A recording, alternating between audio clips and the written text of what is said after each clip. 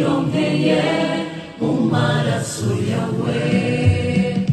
Umusaraba wawe mwiza niwo amahanga yacunguriwe, igorogota wahabanye iminyago, wironkeye mu maraso yawe.